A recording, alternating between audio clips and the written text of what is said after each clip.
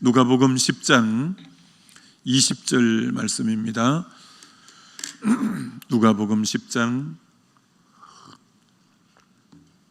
20절 한 절만 보시겠습니다. 누가복음 10장 20절 우리 다 같이 한 목소리로 같이 봉독합니다.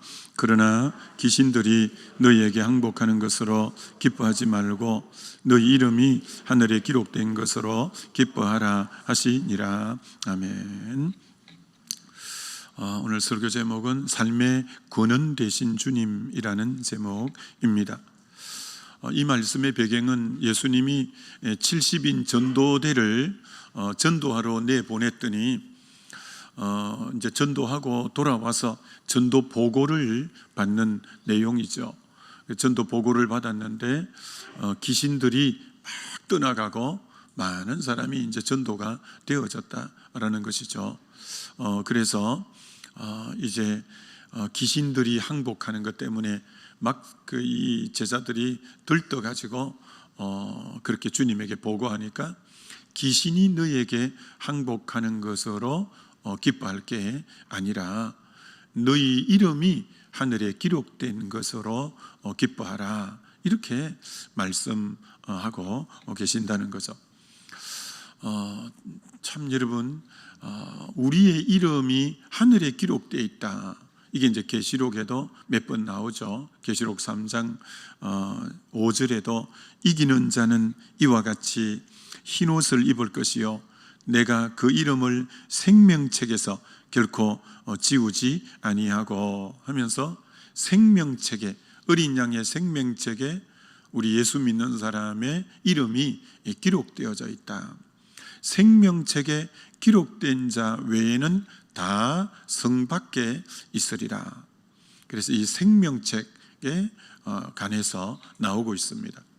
그래서 귀신이 떠나가는 이런 외적인 여러 가지보다도 너 이름이 근원적으로 생명책에 기록된, 이게 진짜 기뻐할 일이다, 이렇게 말씀하고 있습니다. 여러분, 우리의 이름이 생명책에 기록되어 있다라는 거 참 생각해 보면 놀랄 일이고 감격할 일이죠. 이 땅에는 여러분, 우리 지나온 날들 가운데 합격자 명단을 발표하고 막 이런 거 있잖아요. 저 같은 경우는 이제 고등학교 합격자, 그때 우리 그 지역에서는 라디오에서 합격자 명단 발표하고 막 그랬는데 지금도 그 생생한 것 같습니다. 그때 아나운서가 이제 어느 고등학교 합격자 뭐 발표합니다 해서 쭉 그렇게 하고, 또 대학 합격자 발표 그 게시판에 쭉 까별로 이름 써놓고 하여튼 뭐 그런 여러 가지인데, 근데 세상에는 여러분, 그 합격자 명단에 이름이 한번 빠져도 다음에 다시 도전하면 돼요. 도전하면 다시 기회가 있어요. 근데 이 하늘나라 생명책에는 진짜 이름이 빠지면 그만 끝이에요. 끝. 그래서 사실 진정한 인생의 성공과 실패는 이 땅에서 아무리 업적이 많고 이 땅에서 성공했다고 그렇게 말하고 대단한 스펙이 있고 내노라 하게 살았을지 몰라도 생명책에 이름이 없다면 그 인생은 완전히 실패자인 거죠. 반면에 이 땅에서 그렇게 뭐 대단하지도 않고 참 뭐 놀라운 삶도 없고 그렇게 뭐 내노라 할 것도 없는데 그 이름이 하늘나라 생명책에 기록이 되어 있다면 그는 진정 성공자라, 이렇게 말할 수 있겠죠. 그럼 여러분, 누구 이름이 생명책에 기록되려면 어떻게 하면 이름이 생명책에 기록이 될 수 있다라는 거예요. 어떻게 하면 되겠어요? 생명책이 그 하나님의 어린 양의 생명책에 이름이 기록되려면 그 조건이 뭘까요? 어떻게 하면 생명책에 내 이름이 등재될 수가 있을까요? 여러분, 예수 그리스도는 생명이신 분이죠. 요한복음 6장에 나는 생명의 떡이다. 요한복음 8장에 나는 생명의 빛이다. 요한복음 10장에 내가 온 것은 양으로 생명을 얻게 하고 더 풍성히 얻게 하려는 거다. 요한복음 11장에 나는 부활이요 생명이다. 요한복음 14장에 나는 길이요 진리요 생명이다. 예수님은 끊임없이 자신을 생명이라고 표현하죠. 요한복음을 기록한 목적을 요한복음 20장 31절에 내가 이 책을 기록하는 것은 예수가 하나님의 아들이신 것과 그를 믿을 때 생명을 얻게 하려 하십니다. 예수님을 믿을 때 우리에게 생명을 얻는 거죠. 왜? 그분이 생명 덩어리니까. 그분이 생명의 떡, 생명의 빛, 내가 너에게 생명을 주러 왔다. 내가 너에게 부활이요 생명이다. 내가 길이요 진리요 생명이다. 그분이 생명이에요. 동일한 요한이 쓴 요한 1서 5장 11절로 13절에 또 증거는 이것이니 하나님이 우리에게 영생을 주신 것과 이 생명이 그의 아들에 있는 그의 아들 안에 있는 그것이니라. 아들이 있는 자에게는 생명이 있고 하나님의 아들이 없는 자에게는 생명이 없느니라. 내가 이것을 예수 믿는 너희에게 이것을 쓴 것은 너희에게 영생이 있음을 알게 하려 함이라. 그러니까 아들이 있는 자에게, 예수 그리스도가 있는 자에게는 생명이 있다는 거예요. 고로 생명책에는 누가 기록됐냐면 생명 대신 예수님이 그 안에 생명을 모신 자, 생명이신 예수님을 믿는 자, 내가 하나님의 아들을 믿는 너희에게 이것을 기록한 것은 너희에게 영생이 있음을 알게 하려 함이라고 한 것처럼 예수를 믿을 때 우리에게는 생명이 있는 거죠. 생명 있는 사람을 모아서 이름을 기록해 놓은 책이 생명록, 생명책이 되겠죠. 그래서 우리는 생명이신 예수님을 인격적으로 만나고 그 예수님을 영접하고 그 예수님을 믿는 자들이 이름이 생명책에 기록된다, 이렇게 말할 수 있겠죠. 두 번째, 오늘 이 말씀을 참 묵상하면서 은혜가 됐던 것은요, 귀신이 항복하는 걸 기뻐하지 말고 너희 이름이 하늘에 기록된 걸 기뻐하라 라는 거예요. 자, 귀신이 항복하는 것은 그들이 예수 생명 가지고 예수 이름으로 복음을 전했을 때 나타난 행위들의 열매들이죠. 귀신이 쫓겨나가고 병자가 고쳐지고 저들이 회심하고 돌아오고 그 열매들 행위였죠. 행위. 두라고 할 수 있겠죠. 내가 행한 것. 근데 주님이 기뻐해야 될 것은 너 이름이 하늘에 기록된 그 존재, to be에 관심을 가지라. 오늘 참 우리들은 이 doing, 뭘 행하는 그 부분에 관심이 많지만 하나님은 언제나 being, 존재에 그러나 너가 근원을 관심을 갖고 여기 역점 두는 삶이 더 되면 좋겠다.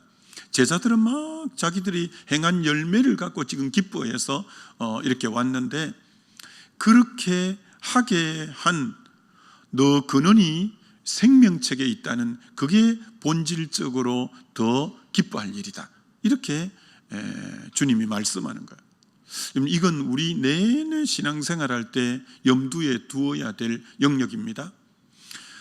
요한복음 3장에 니고데모가 사내들의 공회 의원이요 바리새인이요 관원인 니고데모가 예수님에게 오신 것은 하나님, 예수님 당신은 랍비여 하늘로부터 오신 분이 아니면 당신의 그런 표적을 행할 수 없나이다. 니고데모가 예수님에게 관심을 갖고 그 유대의 가장 최고의 어떤 선생이요 진짜 관원이요 공회 의원이요 그런 대단한 사람이 어디에 관심이 있어서 예수님에게 밤중에 왔냐면, 야, 이런 표적을 행하시다니요 라는 예수님의 doing, to do에 관심이 많은 거예요. 그때 주님은 존재론적인 부분을 딱 지적합니다. 당신 거듭나야 돼. 물과 성령으로 거듭나야 돼. 당신이 존재론적으로 진짜 주님 만난 인격이 되고 다시 영으로 태어나는 이게 당신에게는 더 중요한 거야. 이게 우리들은 겉으로 드러나는 이 투두에 관심이 많지만 주님은 그에게 투비를 지적해 주면서 당신이 존재적으로 주님 안에서 거듭나는 이 부분이 진짜 당신에게는 중요한 거야 라고 지적해 주는 것처럼 참 언제나 신앙생활 할 때 이 부분을 염두에 두면서 신앙생활 해야 되죠. 그 로마서 15장 말씀 지난주에도 인용했지만 18, 19절에 바울이 자기 사역을 이렇게 보고하잖아요. 그리스도께서 이방인을 순종하게 하기 위해서 나를 통하여 일이며 행위며 표적이며 기사며 능력이며 이런 모든 걸 행한 거 외에는 나는 말하지 않기를 원한다. 그러니까 자기가 그 능력 있는 설교를 하고 많은 행위를 하고 표적을 행하고 기적을 행한 이거보다도 이 모든 것은 그리스도께서 나로 말미암아 행한 것 외에는 나는 말하고 싶지 않다. 이게 자기가 진짜 말하려는 것은 교회를 몇 개를 세웠고 어떤 영혼이 돌아왔고 그리고 어떤 표적들이 일어났는가를 난 말하고 싶지 않고 이 모든 뿌리 근원이 그리스도께서 나로 말미암아 한 것에 불과한 자기는 그 근원 존재를 말하고 싶은 거지 내가 얼마나 많은 행위를 했고 열매를 맺었다는 걸 난 말하려고 하지 않는다. 그분이 나를 통해서 난 투비에 역점을 두고 싶지 내가 어떻게 어떤 두에 나는 그걸 말하고 싶은 사람은 아니다. 그런 어떤 의미라고도 볼 수가 있는 거죠. 그래서 그리스도께서 나를 통하여 행하신 여러 열매들 자기의 온 관심은 그리스도께서 나로 인해서 했다는 그 존재적인 그 영역에 자기는 방점을 두고 역점을 두겠다는 거죠. 그래서 그가 그렇게 많은 사역을 했지만 나의 나름은 하나님의 은혜입니다 라고 고백하잖아요. 하나님의 은혜입니다. 그분이 나를 통해 하신 거죠. 언제나 그렇게 존재론적인 부분을 거론하잖아요. 내 안에 능력으로 역사하시는 이의 역사하심을 따라 내가 힘을 다하여 수고하는 골로새 1장 29절에 내 안의 주체가 그분이고 난 단지 순종할 뿐이요 섬길 뿐이다 라는 두의 관심보다 이 비의 관심이 있는 거예요. 항상 존재적인 부분에 내게 능력 주시는 자 안에서 내가 모든 걸 할 수 있는 이 빌립보서 4장 13절에 언제나 자기의 모든 것은 그분으로 인해서 되어지는 항상 투비의 관심이지 투투의 역점을 두려고 하는 자가 아닌 것을 보는 거죠. 참 이 자세는 우리의 신앙에서 굉장히 바람직한 자세라고 생각이 되어져요.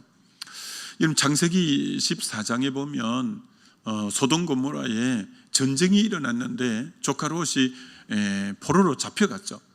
아브라함이 평소에 길리고 연습한 318명의 사병을 거느리고 가서 그돌라 오멜을 비롯한 연합군 4개를 쳐부수고 소돔 고모라 백성을 다 찾아오고 전리품을 산더미 마침 찾아서 이렇게 돌아온 거예요. 그때 마중을 나온 분이 대제사장인 멜기세덱이라는 제사장이 아브라함에게 지금 아브라함이 행한 업적이 전쟁을 승리했죠. 그 포로들이 저렇게 많이 지금 찾아오죠. 전리품이 산더미 같죠. 그런 투두에 굉장히 업적이 많은데 딱 멜기세덱이 이렇게 창세기 14장에 얘기하는 거예요. 너희 대적을 너 손에 붙이신 지극히 높으신 하나님을 찬송할지로다. 너의 대적을 너에게 붙이신 지극히 높으신 하나님을 찬송할지어다. 딱 그렇게 이기게 하신 근원인 존재에 대해서 딱 말해주는 거예요. 너 전쟁에 승리했고 너 그렇게 많은 사람을 지금 되찾아오고 전리품이 그렇게 많은 그렇게 하게 한 이가 너의 대적을 너의 손에 붙이신 지극히 높으신 하나님을 너 찬송할지로다. 너 그 승리하게 한 투비에 관심을 가지라는 거예요. 그 존재론적으로 네가 왜 이길 수 있었냐? 그분이 대적을 너에게 붙였기 때문에 이기게 하신 그 하나님을 네가 높여야지. 네가 얼마나 위대하고 대단한, 이게 방점일 순 없다라는 거죠. 참, 그러니까 언제나 성경이 이 관점으로 기록되어져 있다는 것은 참 귀한 거예요. 여러분, 이 야곱이 20년 동안 외삼촌 집에서 있다가 돌아올 때 금이 한양 같아요. 얼마나 소유한 게 많냐면 아내가 넷이고요, 자녀가 13명이고요, 그리고 얼룩얼룩하고 아롱지고 점 있는 이 양과 소가 엄청 많은 거죠. 그래서 그가 행한 투두에 대해서, 이 두잉에 대해서 굉장히 업적을 많이 갖고, 그래 막 금이 한양처럼 어깨에 힘을 주고 이렇게 지금 의기양양 고향 땅으로 오고 있는 거예요.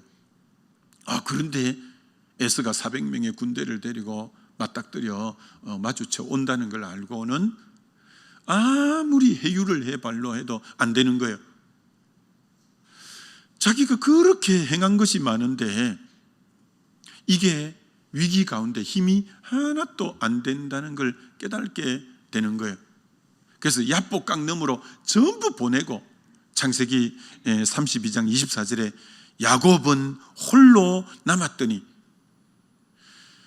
홀로 남아서 진짜 자기가 누군지에 대한 이 존재에 대해서, 그 많은 걸 지금 두잉이 많았는데, 행한 업적이 많은데 아무 힘이 안 되는 거예요.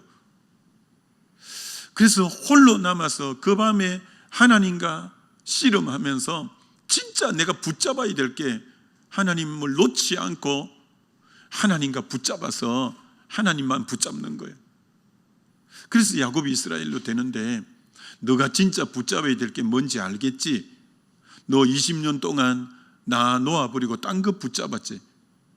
너가 진짜 존재론적으로 붙잡아야 될 게 뭔지 너 알겠니? 라고 그 밤에 깨우쳐 준 거죠.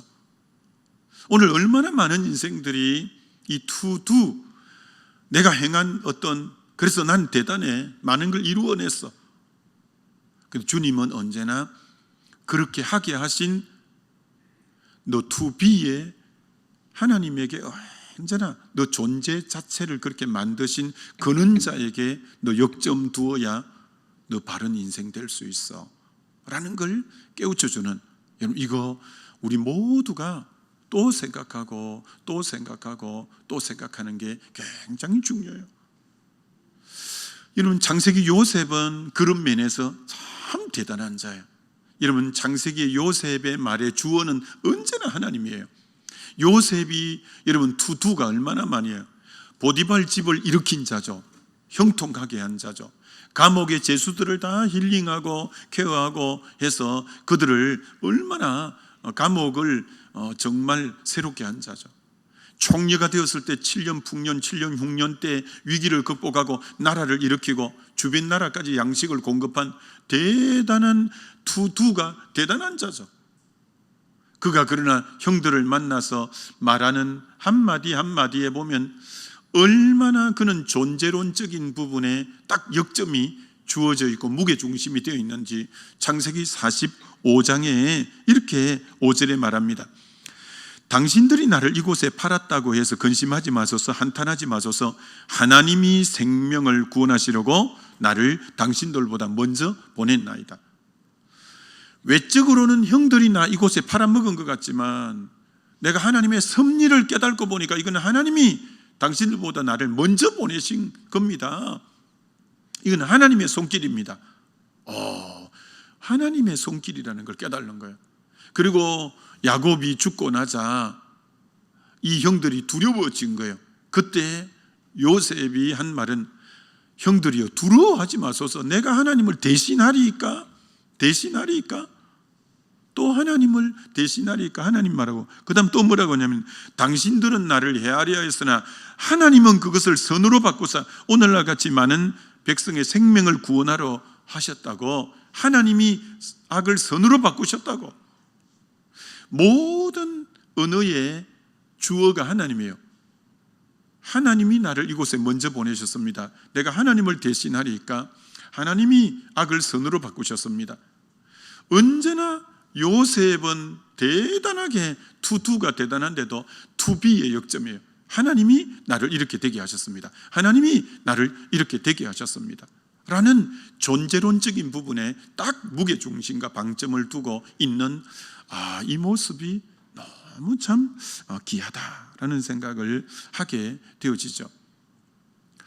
여러분, 우린 이 신앙관이 참 건강한 신앙관이라 할 수 있어요.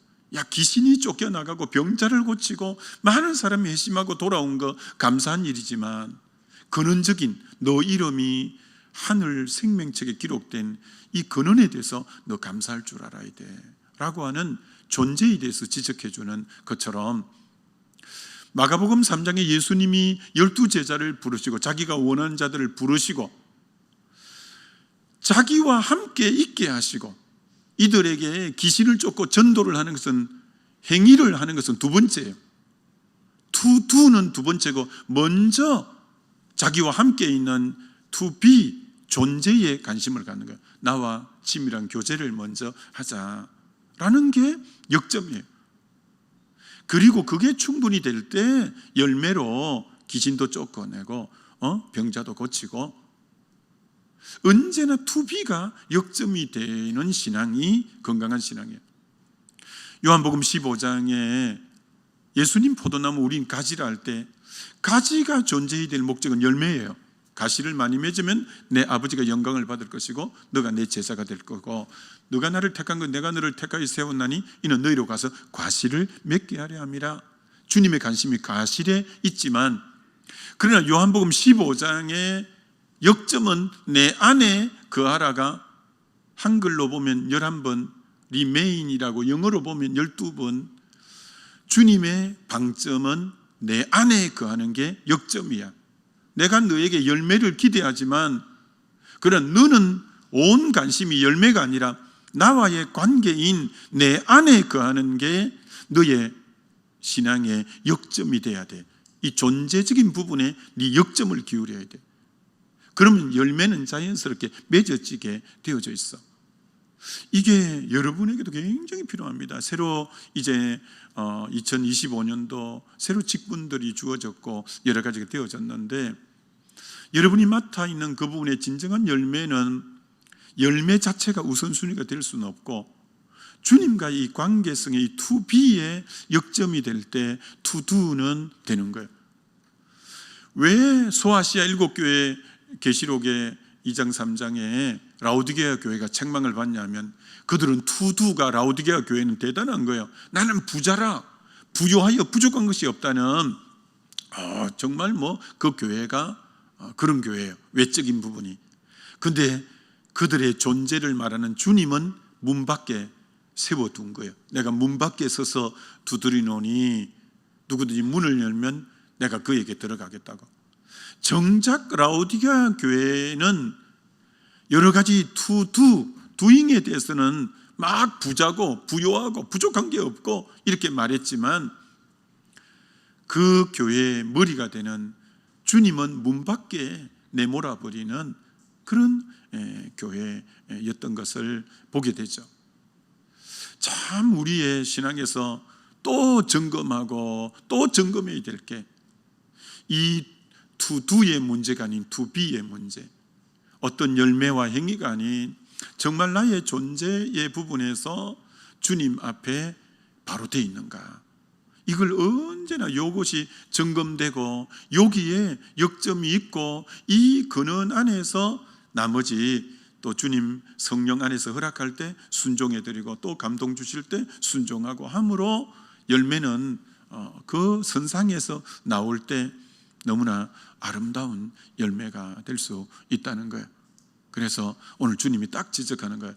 너 귀신 쫓아내고 이런 거 너무 기뻐할 게 아니라, 너가 그렇게 할 수 있다는 건 네 이름이 하늘에 기록된, 너 주님의 생명이 너 안에 있다는, 이것이 그것을 만들어낸 결과물이라는, 언제나 근원을 보고 기뻐할 줄 아는 참 기쁨의 소유자가 되면 좋겠다. 그럴 때는 기뻐해도 겸손할 수밖에 없겠죠. 나의 나됨이 그분으로 인해서 그렇게 됐다고 말할 수 있기 때문에 우리 주님이 얼마나 참 그러면 그 심령을 볼 때 안정감이 있겠어요. 그럴 때는 넘어질 리가 없지 않겠습니까? 뿌리에 역점을 두고 기뻐하는 것이니까, 주님이 하셨다고 고백하는 것이니까 얼마나 우리 주님도 보실 때 참 귀히 보시겠습니까? 그래서 저와 여러분도 새롭게 우리가 2025년도 해기를 달려가면서 언제나 내 안에 그분의 역사를 따라 힘을 다하여 수고하지만 언제나 이 존재론적인 하나님과의 관계 안에서 나머지가 흘러감으로 승리하게 되어지시기를 주의 이름으로 축원합니다. 우리 기도하면 좋겠습니다. 이 시간 기도할 때 주님, 그렇습니다. 정말 마음껏 주님을 섬겨보지만 언제나 모든 것이 주님과의 관계성 속에서 흘러나오는 투비가 역점이 먼저 되고 그 결과론적으로 투두가 되는 그런 삶이 되게 달라고 주여 한번 부르고 우리가 기도합니다.